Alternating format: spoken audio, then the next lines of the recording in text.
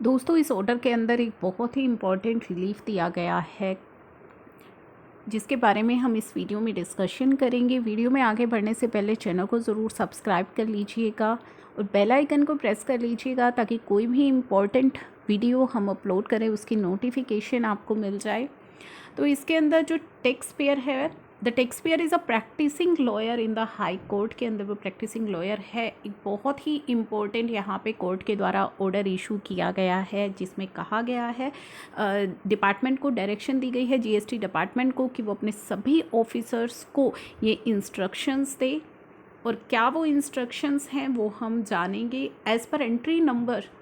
45 of notification आई थी, जिसमें legal services provided by lawyers are exempt from paying GST, जिसमें बताया गया था कि लीगल सर्विसेज जो भी लॉयर्स के द्वारा प्रोवाइड की जाती हैं, they are exempt from GST even after receiving information from Devi Prasad Tripathi having PAN as being individual advocate practicing in Honorable High Court of Odisha. GST department further asked for documentary evidence to prove his claim that he is a practicing individual lawyer and does not come under the provision of GST and service tax. तो उस notification के बाद भी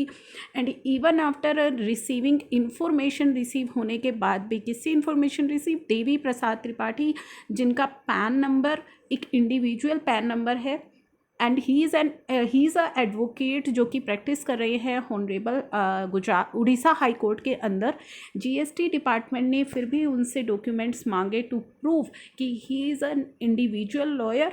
and he does not come under the provision of GST and service tax. तो this is a kind of harassment जो GST department कर रहा है।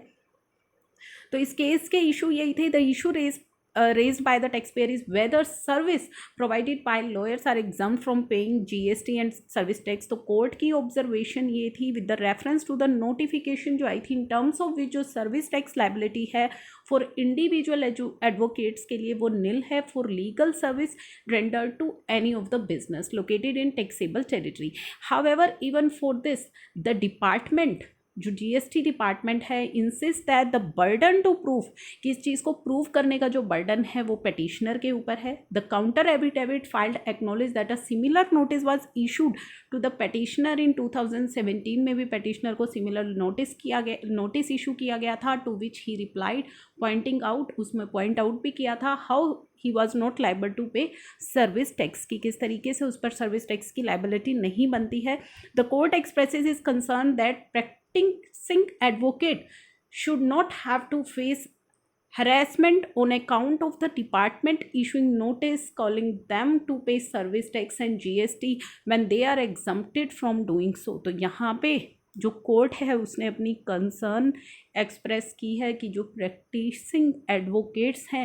दे शुड नॉट बी हरैश, उन्हें हरैश नहीं किया जाना चाहिए ऑन द अकाउंट ऑफ जो डिपार्टमेंट उन्हें नोटिस इशू कर रहा है और उन्हें कह रहा है कि आप अपनी सर्विस टैक्स या जीएसटी की जो लायबिलिटी है उसको पे कीजिए when they are exempted from doing so, जबकि वो एग्जम्प्ट है उसमें, and in the process also having to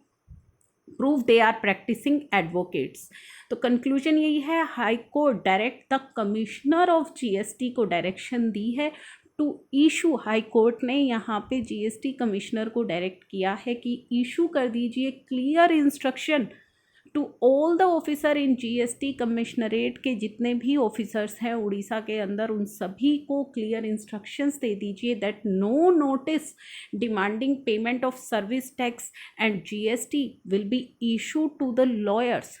lawyers को इशू नहीं किया जाएगा rendering legal services and following in the negative list as far as GST regime is concerned, and copy of such instruction be placed before the court at the